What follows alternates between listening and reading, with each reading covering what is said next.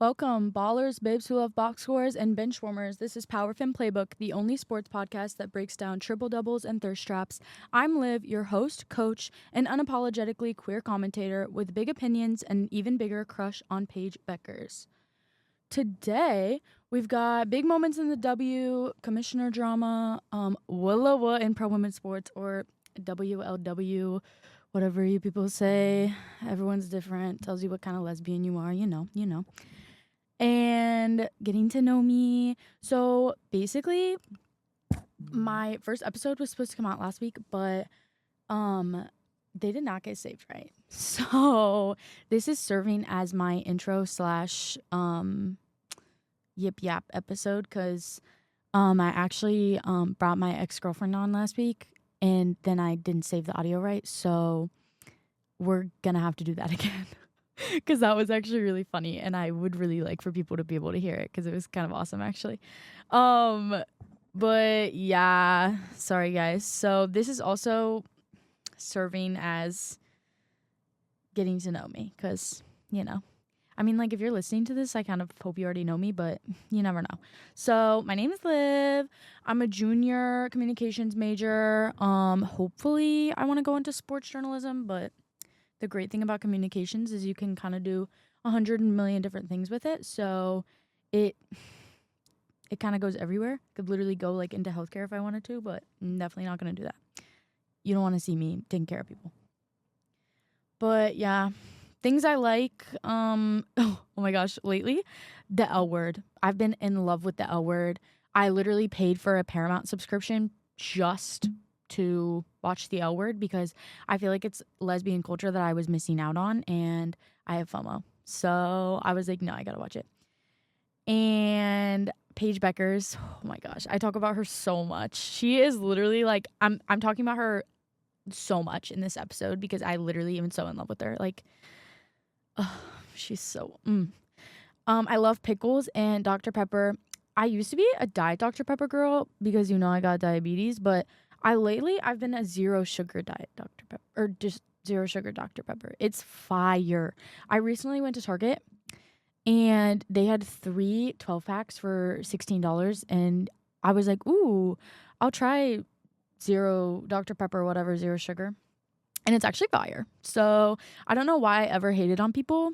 Sorry if I ever dissed on you for it because it's actually delicious, but whatever. And last but not least, I love masked lesbians. So shout out. Mostly Paige Beckers. She's literally the love of my life. Okay, freaking moving on. I shouldn't talk about her for that long. Play of the week. I'm going to try to do this every week. This happened last week, so I apologize. If we're going to get all technical about it, then get on me for it. But Aja Wilson, first of all, I don't want to see anyone else be named MVP for the last few years. I'm talking about Caitlin Clark, and shade is being thrown because I'm so tired of it, but we'll get back to that. Love Aja Wilson. She's so good. But it was, I believe, the third game for the finals, the championships, and she shot on Mercury.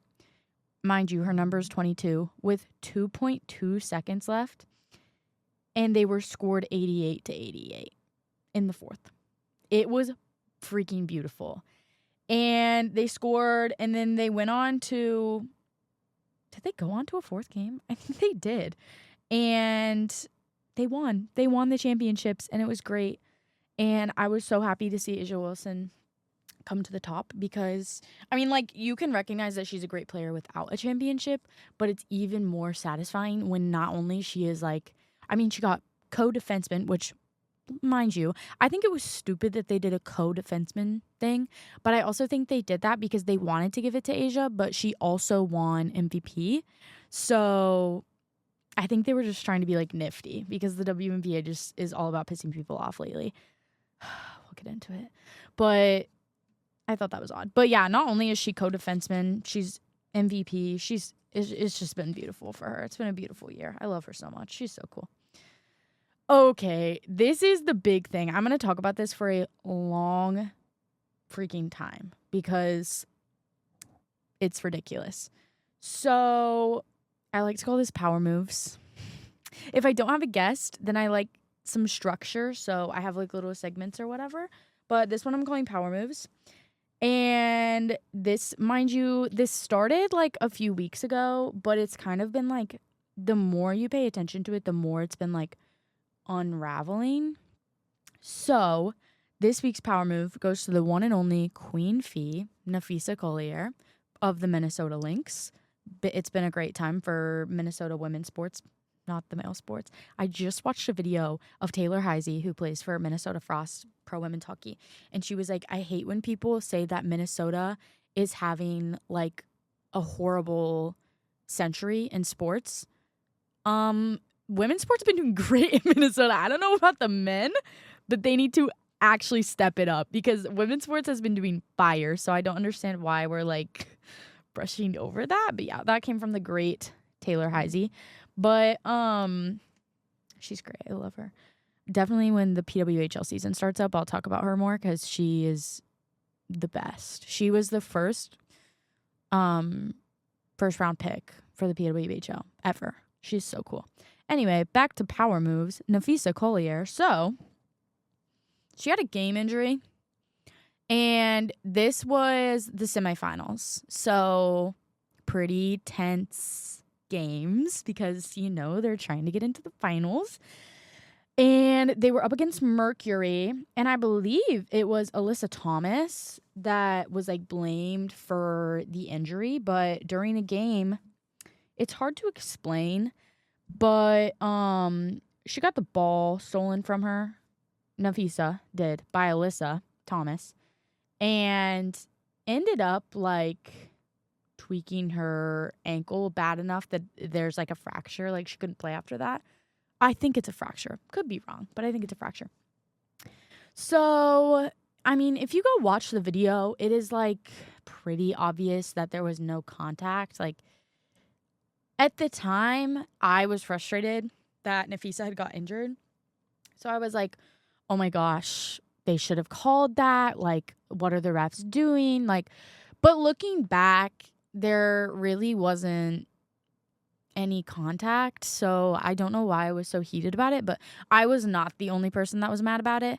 And I think there were also a lot of missed calls during that game in general. So all of that mixed together made the Minnesota Lynx coach just have an absolute outburst, rightful outburst, because it's the semifinals. Like, you should not have to be worrying about if the refs are making accurate calls or not. Like, that is not something that you as a coach should have to worry about.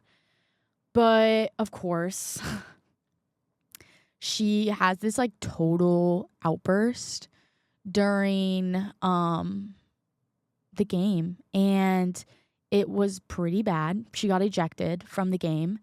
Like, there's this clip, and it's Dejanay Carrington, because she got traded to the Lynx. I always forget that. It's Dejanay Carrington trying to cover her up with like the Gatorade towels that they have on the bench.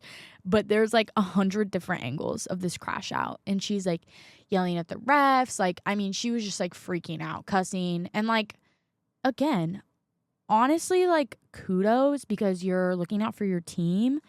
But it was maybe not like the best look for her or the team in general, especially because we know the WNBA likes to hand out fines like freaking candy. Like, it's ridiculous. I might get fined for speaking on this right now. That's how bad the fines have been. But it was pretty rough. But anyway, moving past that. So the ref drama happened or whatever. She gets out of the game. She gets fined like thousands of dollars. I think like $15,000. And keep in mind, her salary is like almost $800,000. So that's like a pretty decent chunk, especially considering the WNBA has like embarrassing salaries. But she got fined $15,000. I think she got suspended for one game. Might have been two, but I'm pretty sure it's just one. And not only did she get fined $15,000 and suspended, two other coaches spoke out about it in press conferences and got fined, I think, $1,000 each. There were two coaches. I think it was the New York Liberty coach, who just got fired, by the way. We'll circle back to that because that's insane.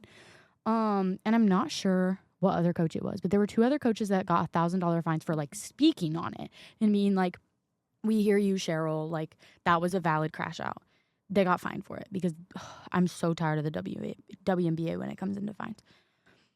So everyone is like freaking out on the internet because it's like trying to decide if she deserved the suspension, trying to decide if she deserved that type of fine, and also just trying to decide if the refs should have called the injury with Nafisa against Alyssa Thomas. And listen, I have only watched the W for like a year.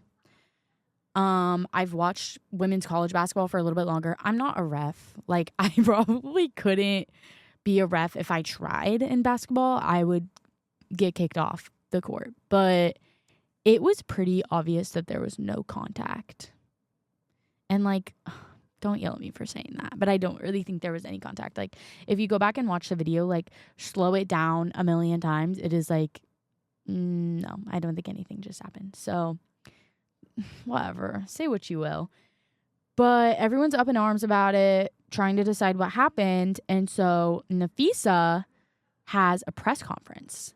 And when she gets on, like, I think I've watched this video like 600 times because it's literally insane. When she gets onto the, you know, like podium or whatever, she like, I think she had pieces of paper. She like pulled out paper and I was like, oh God, like this is going to be so bad. And she actually like drug Kathy across the floor, the WNBA commissioner, Kathy Engelbert, which has been needing to happen for months because this year's leadership is horrific.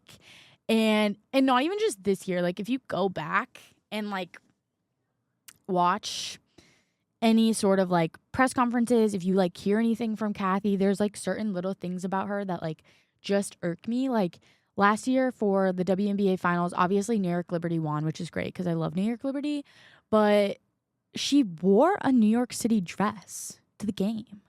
And I'm like, okay, even if that was a coincidence, which it probably was, why did you do that? Like, as the commissioner of the WNBA. And then just her like overall treatment of rookies is kind of odd to me. And just the vibes she brings. Honestly, I'm going off straight vibes. I don't like her vibe. She's ratchet. But yeah, Nafisa Collier gets this press conference or whatever, comes up on the podium, brings out this paper, and she's like, I have something to say. So basically, yada, yada, yada. She congratulates Mercury for making it to the finals, as she should. She said, I want to be clear, this conversation is not about winning or losing, which was so, like, adult of her. Way to go, queen. And then she says, the real threat to our league isn't money, it isn't ratings or even missed calls or physical plays. It's the lack of accountability from the league office. So she, like, this is, like, in the first paragraph of what she has to say. So, and, like, it was a pretty long monologue. So I was like, ooh, she is starting off real fresh.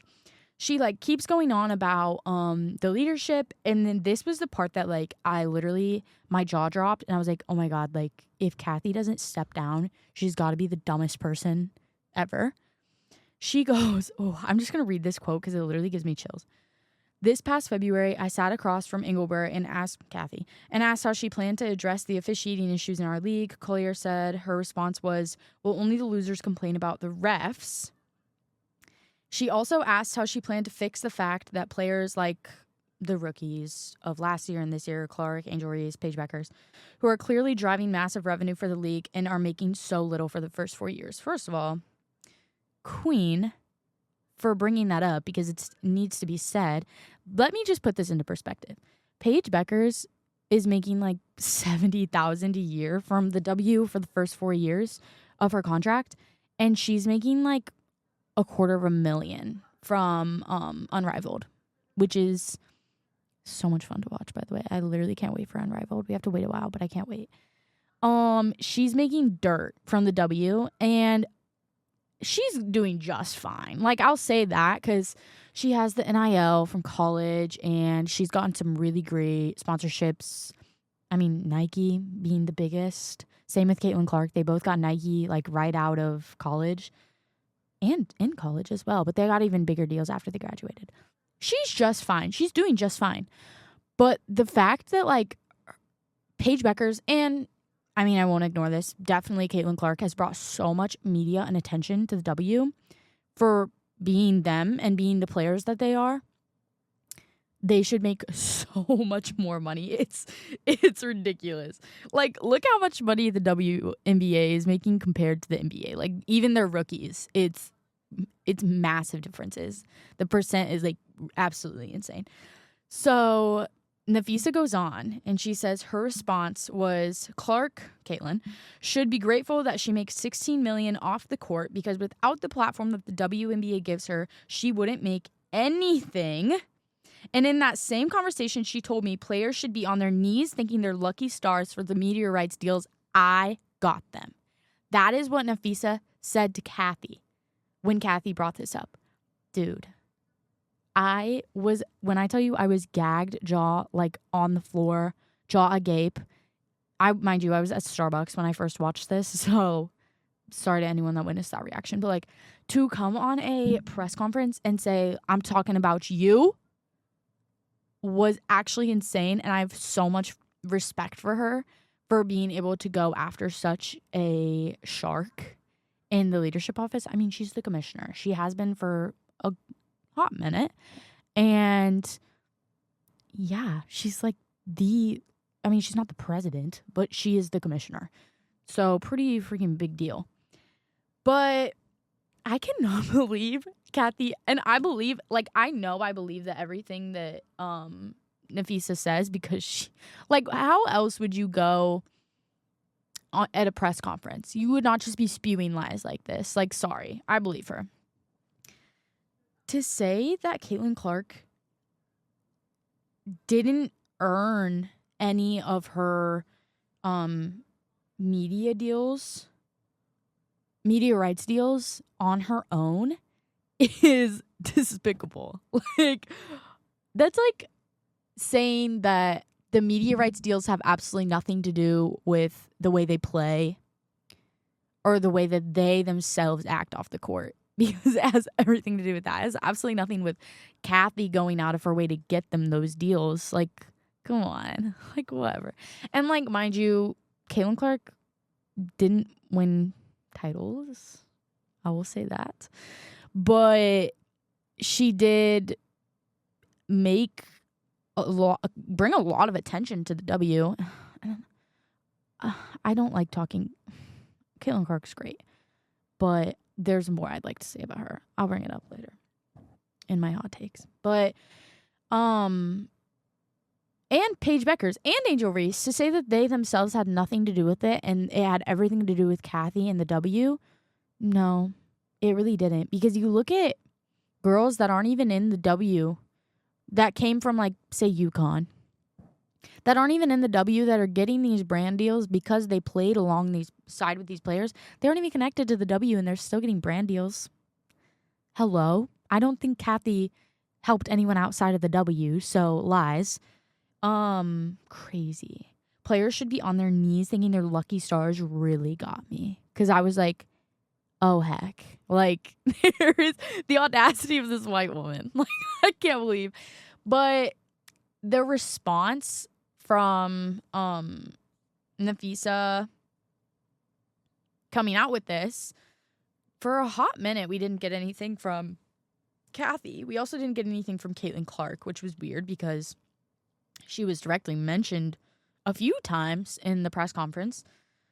Later on, Indiana Fever came out and said that Caitlin Clark had no comment on their behalf, which I thought was really odd. And when I tell you, I like immediately texted my dad. He's like, who I text about all this stuff. I texted my dad and I was like, I'm so tired of her. Like, I genuinely was like, there's no way that she was brought up twice and all these things were said about her and we're just going to ignore them. But I just had to give it time. But Kathy said, this was her statement, I have the utmost respect for Nafisa and every single player in our league. They're at the center of everything we do. I was disheartened to hear that some players feel the league and me personally do not care about them or listen to them. And if the players in the W don't feel appreciated and valued by the league, then we have to do better. I have to do better. Huh? I would have thought, my prediction was that after that, we would get absolutely no comment from Kathy and she would just like step down from the W, because how do you deal with that bad of a media nightmare, not only, but also an ego blow? Like, one of your best players, one of your best, most notable players just called you out like that on television. And of course, everyone, including W players, are siding with her because they've seen it as well. And that's what she said. That felt so childish to me, because I was like, there is no woman who just brushed that off from Queen Fee. But whatever. Yeah, she still hasn't stepped down. And then not that long later, Caitlin Clark did come out with a statement that was her own. If I can find that, I'll read it. But she did, in fact, not make a no comment. I think that was just Fever trying to be themselves and trying to be unproblematic. They can try their best, but Sophie Cunningham is on their team. They're not unproblematic. Like, you got issues. The Sophie Cunningham of the W is the Brita Curl of the PWHL. Only real ones know that. I hate Brita Curl. I'm talking about her later in Hot Takes. I know hate's a strong word, but I genuinely feel that way about her. Anyway, so not only are we dealing with this, but we're also looking at a potential lockdown from the league because there's been no CBA negotiation, which is great. Like, of course, not only are you called out for being a bad leader, but you haven't even got a negotiation to like keep your games on air. Great. That's awesome. Yeah. I just, woo. Wow. Okay, let me try to find Caitlin's. Okay, this is what Caitlin said. She said, first of all, I have great respect for Nafisa. I think she made a lot of very valid points. This is straight up the most important moment in the league's history. This league's been around for 25 plus years, and this moment we have to capitalize on. So, period. Like, I'm glad I may dislike her very strongly, but I'm glad she took the time to make it clear that it was not a no comment situation, because that pissed me off so bad. When I saw that on Fever's Instagram, I was like, there is no way this all popular athlete didn't respond to this, but she did. Angel Reese posted 10 out of 10 no notes. I know. Let me say this. I reposted it on like my personal Instagram, and I said Queen Fee with a crown. Hours later, Paige Beckers posted the same thing. So is she stalking me? Probably. Yeah, but that's what Paige Beckers said. Sophie Cunningham responded, and let it be known, I do not like Sophie Cunningham. She bothers me. She says some outrageous things that are so untrue, and I don't appreciate her very much. But she did say, she did agree with Nafisa. But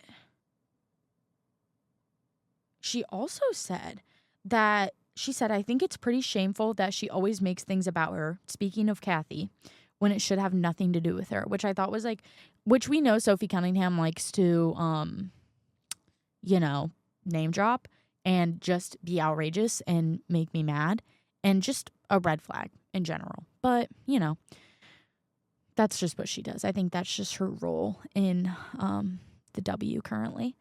But yeah, I was like, I'm happy she said something, because I would have disliked her even more if she just ignored it. Asia Wilson commented. A lot more people than I'm saying said something about it, as they should.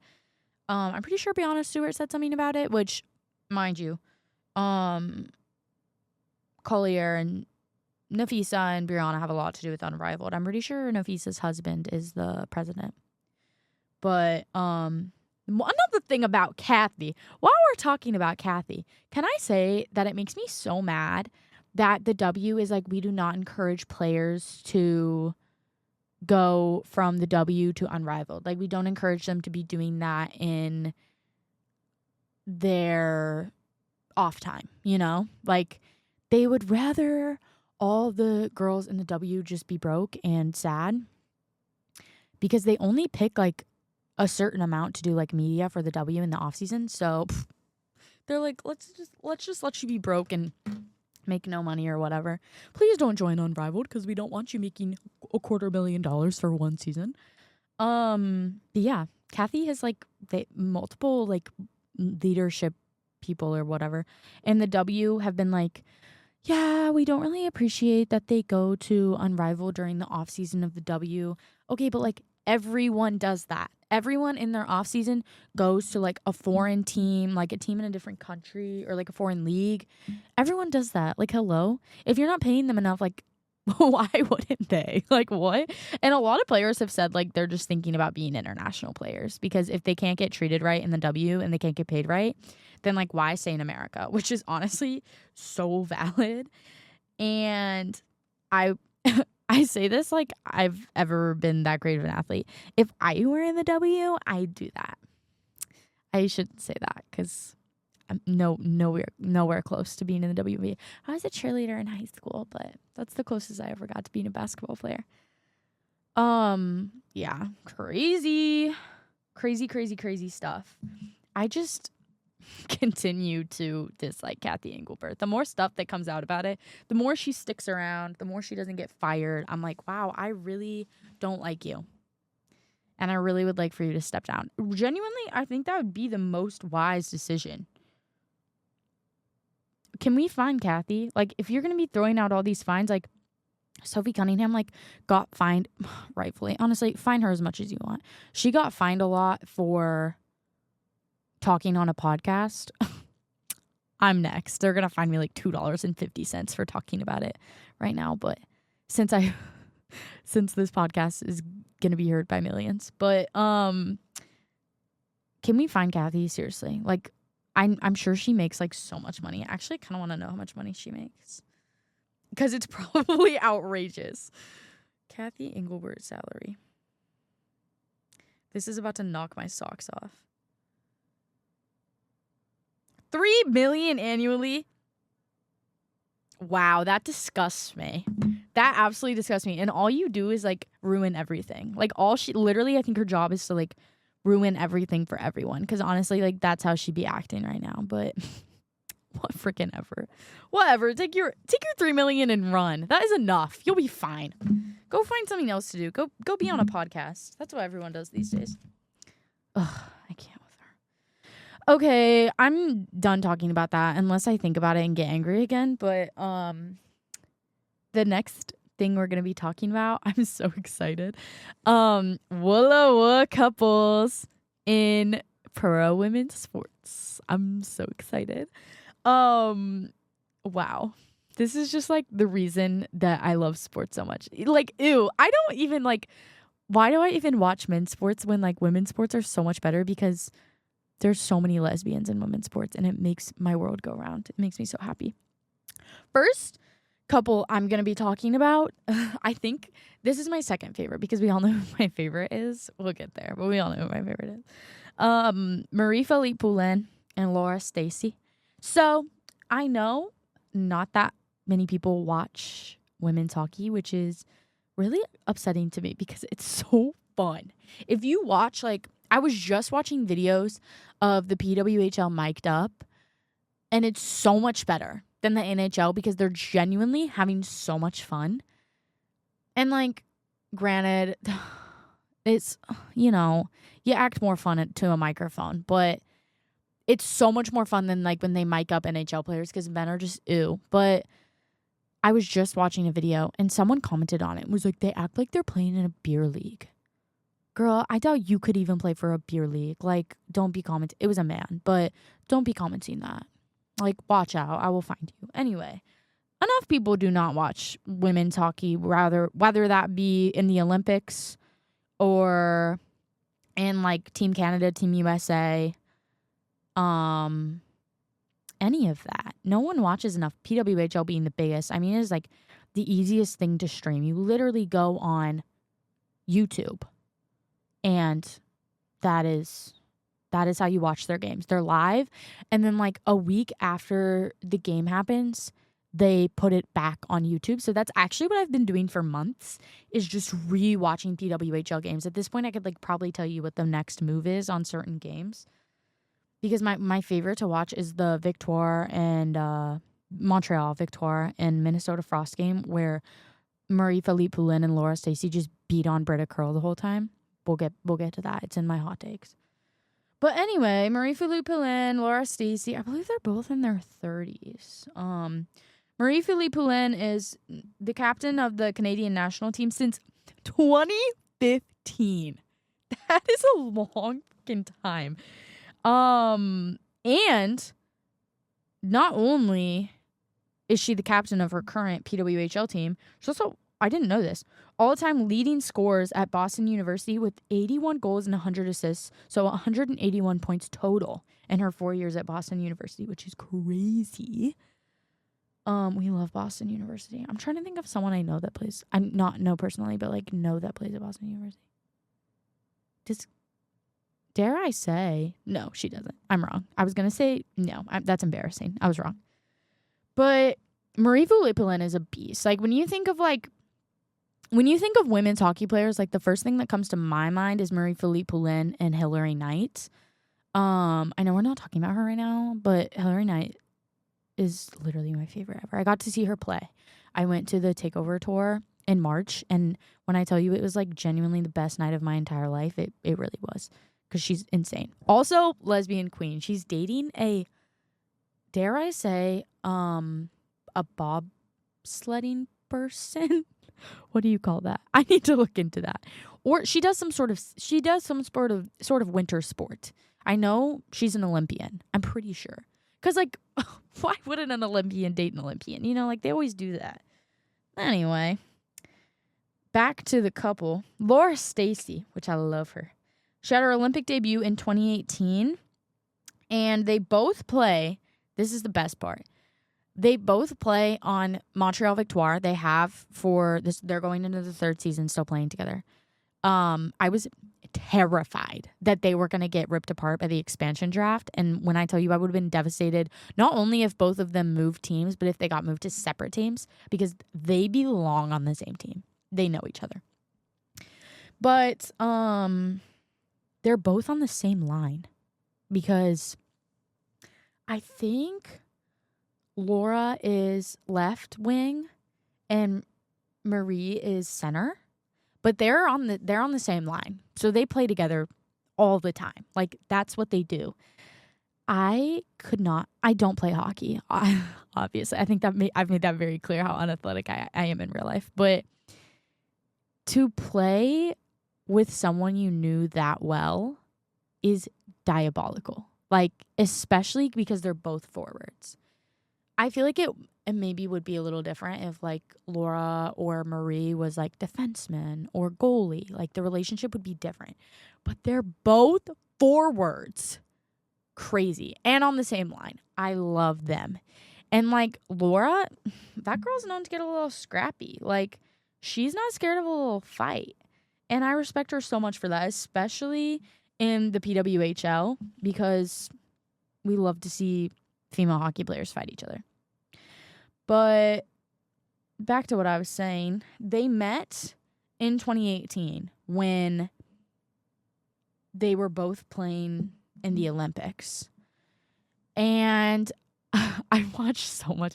I didn't even have to write most of this stuff down because I just like love them that much. I have a t-shirt with them on it and I wear it all the time. But they were both playing in the, like, I could be very wrong about this, but they were both playing in the Olympics on the same team. Obviously, they're both from Canada.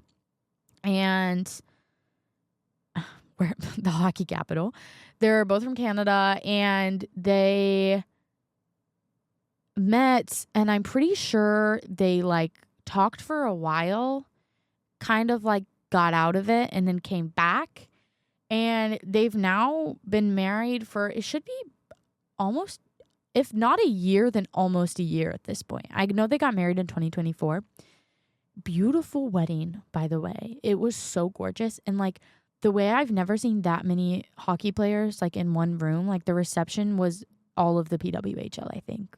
Genuinely. Like if you look at pictures of their reception, it's like Sarah Nurse, Hillary Knight, like Desby, like it was ridiculous. I would have loved to be there. Where's my invite?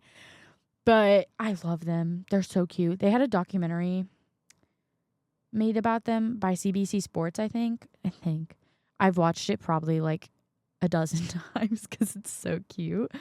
But one part they talked about that I found like super interesting was that they have like a sort of system because they're playing on the same team, on the same line.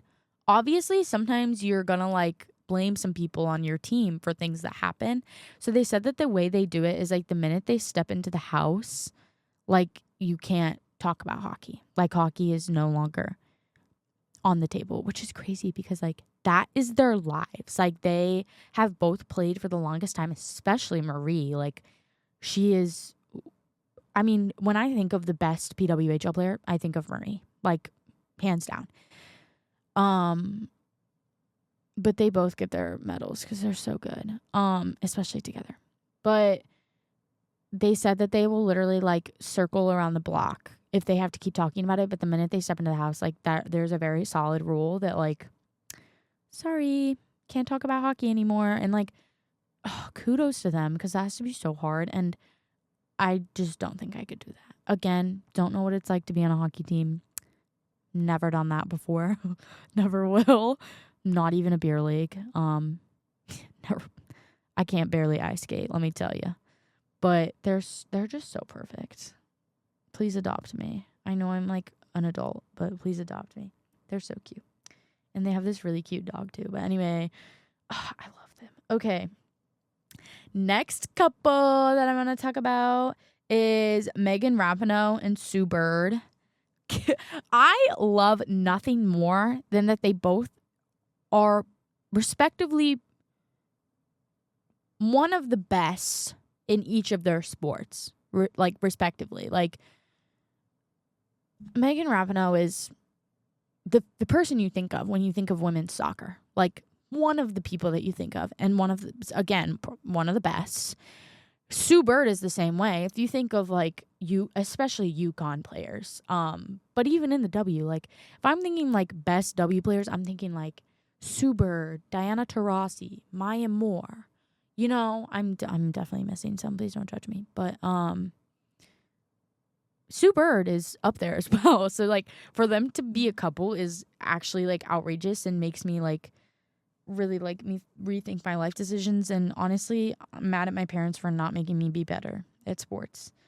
And also mad at my parents for not putting me in sports as a child and being like, yeah, you have to do this. You have no choice. Like I could be playing in the big leagues right now, but whatever. Some might disagree. I don't. Anyway. Megan, just a few things. I mean, who doesn't know her? Like, actually, who doesn't know her? Won 2 FIFA World Cups, to name a few. This is very little. Like, same for Marie-Philippe Poulin and Laura Stacey. That is very few accomplishments. That's like some of their highlights. Won 2 FIFA World Cups and NWSL all-time leading scorer. When I tell you, when I think of the best women's soccer player, it is her. There might be a few names that float around in my head, but for the most part, it's her. Like, are you joking? And gosh, she's great. She's just like has such a fun personality as well, which I think makes it like even more fun. And then Sue, it's Sue Bird. Like if you watch the W, even if you're like a new W fan, I feel like you still hear about Sue Bird. Like she's going to get brought up. I mean, she recently retired in the past few years. I don't know if she retired before Diana Taurasi. I think she did. Or maybe around the same time. But so only in the last few years. She's still pretty young. 5 Olympic gold medals and 5 WA championships, all with Seattle Storm. Very, very like crazy of her to be on the same team. I love it for her. Like, Sue Bird's Seattle Storm is Diana Taurasi's Phoenix Mercury. You know, like, there's just no breaking it up. But UConn baddies, she won, I believe, 2 championships, NCAA championships with UConn. So pretty insane, I will say. I act like I will say like I would know if there's anything better. Like, I would do better playing basketball in the NCAA and in the W. I wouldn't. I can't even dribble that well. Hate to break it to you. I don't got that much experience. But they met in 2016, I want to say. I didn't actually look this up. That's not very journalist of me. I'm guessing. I'm pretty sure it's 2016. The timeline makes a lot of sense in my head. Yeah. We're going to go with 2016 because I'm pretty sure that's right. Don't know how long they've been married, but I do know that they started dating in 2016. I say I know that. I don't, but I'm pretty sure. It's my intuition. It's my sports intuition telling me that I'm pretty sure they did. Anyway, they have a podcast together. I don't know what it's called. I know Sue Bird has a podcast, but they have a podcast together, and it's amazing. It is so funny. And, like, they didn't play the same sport, obviously. Soccer and basketball are vastly different. But the fact that they can, like, come together and still have literally, like, the funniest podcast ever is amazing to me. I love them. And they have, like, the coolest guests as well, which is so fun. I don't know if they've ever had Gino or if Sue has ever had Gino on the pod, but AZ Fudd just had Gino on the pod for Fudd Around and Find Out, and it was the best thing ever because I feel like you just don't get to see him be, like, unserious as much. And so for him to, like, have a podcast episode with his favorite child, it was really cute because you just don't get to see that from him. He's a scary guy. What can I say? But I would really, maybe I should look this up. I will. I would really like to know if there's an episode out there with Gino and Sue because I know, like, she talks about him everyone. If she has, like, a guest on that plays for UConn or did play for UConn, they'll talk about Gino because I feel like he's just such an outstanding man. And I know I've seen some clips of, like, Megan chipping in on it as well. Like, she's heard enough from Sue that she knows, like, pretty much everything about Gino at this point, and it's really funny to see. Those are my favorite. But they're cute. I love them. I can't believe, like, I need someone, like, two super athletic lesbians to have a baby. Because I need to, like, know what the product of this shot would be like. Imagine being, imagine not only having two moms, but also they're, like, insane. Like, insane athletes. But yeah, crazy. Okay, next couple. My favorite couple. I'm probably gonna talk about them for a good 10 minutes because they're my favorite. So we had Marie-Philippe Poulin and Laura Stacey of the PWHO, Megan Rapinoe and Sue Bird. And now we got Paige and AZ. Ah, dude, wow. I have, like, watched college women's basketball when it got super popular because of Caitlyn. I started, like, locking in on it because, you know, that was the year that AZ had an ACL injury. She had torn her ACL. And still, AZ Foot is so unreal. But, like, I have a great gaydar, mind you. Let me say that. I have a great gaydar. And, like, I think we all clocked that from, like, very early on. Like, there's a friendship and there's a gay couple. History will say they were best friends. People continue to say they're best friends, even though they have confirmed their relationship because that's what people do with lesbians. But I clocked that. Like, I clocked that so early on. Let me say, I love them so much. They're, like, model gay couple for me. But just to, like, if you don't know who Paige Beckers or AZ Fudd is, like, please do some research. Please. But, you know, Paige Becker, she plays for the Dallas Wings, played for UConn 5 years. Because she was injured her sophomore year. She had a torn ACL, I think. God, she's a beast. She's insane, bro. AZ Foot is the same way, though. Like, God, can we talk about how buff she's gotten in the last year? It's insane. But, yeah, those two together. Anyway, they're insane. And some people are saying that if AZ gets drafted first, which I've heard, okay. If she were to get drafted first, she would go to Dallas, which is where Paige plays. But there's been so much, especially this mock draft just came out, had her 4th in the draft. And, like, there's no freaking way. There is no way she gets drafted 4th in this draft. I will legit throw hands so hard. Like, okay, I guess I'll take 2. Like, it would suck because I really want to see her with Paige. But I'll freaking take it. Like, whatever. But I'm sorry, like, she belongs with Paige. They need to play together again. Relationship or not, like, they're insane together on the court. Like, absolutely ridiculous. But yeah, I think, God, when did they meet? I think they met in, like, 2017 on Team USA. So they were both young as heck, because Paige graduated in 2020. AZ graduated in 2021. The fact that I can talk about them without having to write anything down because I'm that obsessed with them and their relationship it honestly disgusts me. But it's okay. Like, let a girl have a hobby. My hobby is Paige Beckers and AZ Fudd. Especially heavy on the Paige Beckers. But yeah, they met in like 2017. Paige had like grown a lot when she played for Hopkins, which was her high school. She graduated in 2020. Unfortunate time to graduate.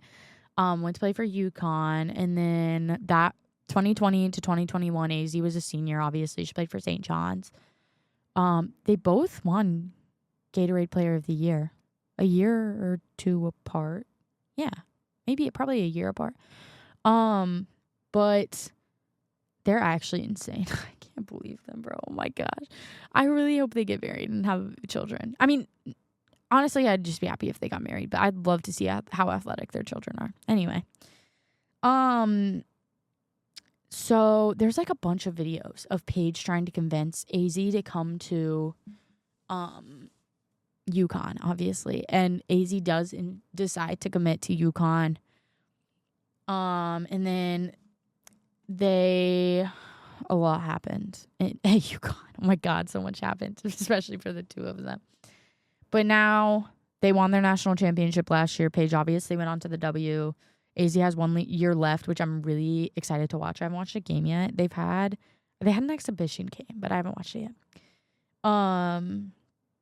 So excited. I just, like, even if they don't make it on the same W team, like, we know AZ's going to be in the W. Like, there's no way around that.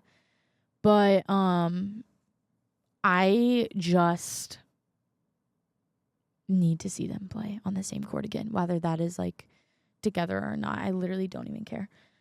But yeah, they're adorable. And the thing about them is, like, I don't think I would have clocked it, them being a thing while they were in high school.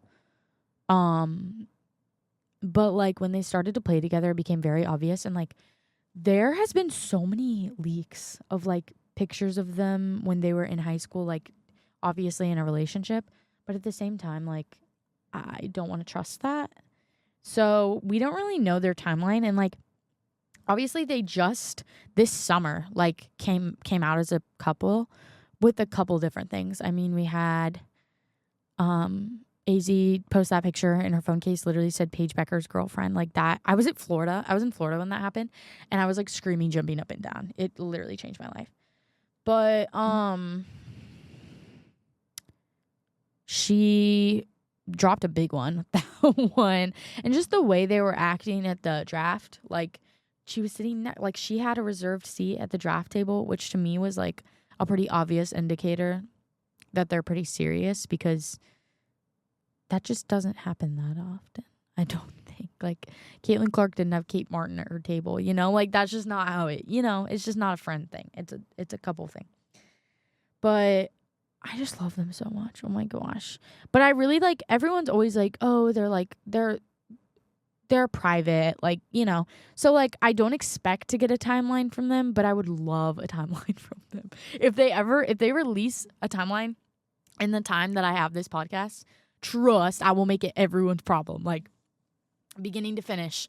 And TikTok loves to speculate. TikTok loves to pretend that they know exactly what happened. And honestly, kudos. Like putting together, I think I have a 13-minute video saved in my TikTok favorites. That is like their speculated timeline. 13 minutes. That's a long time. But yeah, 13 minutes of them just like what they think the timeline is, which starts in high school and like when they played Team USA together. And I don't know. I don't know how much. I don't know. Who knows? Because we all know what kind of TikToks Paige was posting in high school. Like, her social media footprint fears her, you know? So I can like say all I want about their timeline, but who actually knows what's going on? Maybe those TikTok edits are right. Like maybe one day they'll come out and be like, hey, by the way, like at AZFudlover35, you were right about our timeline, like something like that. But I would love that. Y'all will hear about it if their timeline drops anytime soon. And I'm really hoping that we get WAG Paige during UConn season, because we got WAG AZ and it was pretty fun. Like she had some really fun moments when she wore Georgia Amore's jersey at the she played for Mercury. I think she plays for Mercury. No, she plays for Mystics. She wore Georgia Amore's jersey at a Mystics and Dallas Wing game, and like Paige like gave her a look on the sideline, and I thought that was really cute of them. But like everything they do is adorable. So like tell me I'm wrong. Literally tell me I'm wrong. Love them so much. I'm gonna miss the live streams. Those were the best. Like it was the best ever when you got like KK Arnold is live, like, or like Ice is live, because she exposed them so bad, which was great for all of us because we got to like see some inside scoop about their relationship. That's where all like the bigger rumors started, is because Ice was doing too much on a live TikTok, but happens to the best of us, right? Anyway, I could genuinely talk about Paige and AZ for a whole episode, and you know what? One day I might, because if that timeline drops, y'all gonna be hearing about it. But we're gonna move on to my hot takes, because I've been wanting to get this off my chest because it angers me. Okay, Britta Curl. She plays for the PWHL. We all hate her. She got exposed right before she got drafted to the Minnesota Frost, which would have been the start of the second season, because she had liked a ton of like very conservative and homophobic things on Twitter. And instead of like addressing it, Minnesota Frost was like, oh, we didn't know. And like, it's the PWHL. We love gay people here. Like that was literally their response to it all. So it like rubbed everyone wrong, and they lost so many fans after they had just won the cup and then they won it again this year. And the reason I like go against Minnesota Frost is because I genuinely hate Britta Curl that much. She is a good hockey player, but that does not excuse being a horrible person. Like, tell me I'm wrong. Like, sorry. If you're a bad person, I'm automatically not gonna like the whole team you're on, probably. Even if there's good, like, sorry. That's how I feel. But, like, Brad Marchand, I hated the Bruins, still do. Hate the Panthers for more reasons than Brad Marchand, but I really hate him. But we don't talk about men's sports here. But yeah, since we're talking about Marie and Laura, one game, they, like, hit on her real bad. They were checking her against the boards, like, left and right. It was actually insane, but I loved it because it needed to happen. That is the game I think I've probably rewatched the most, because it was actually it was such karma. Like, it needed to happen so bad. But yeah, I'll talk about Britta Curl more, because that whole situation, like, is so much deeper than, like, the 2 minutes I just took talking about it. But my next hot topic, I'm not going to have enough time to talk about it because I might just do an episode of like hot takes because I always have hot takes, but I never expand on them enough. And my biggest hot take is Caitlin Clark and mostly her fans because I feel like anytime someone's like, oh, I'm a fan of the W, I'm like, oh, what's your team? They're like, Fever. I'm like, okay, so you know one player on Fever. You know one. Maybe two because of Sophie Cunningham, because of MAGA Barbie.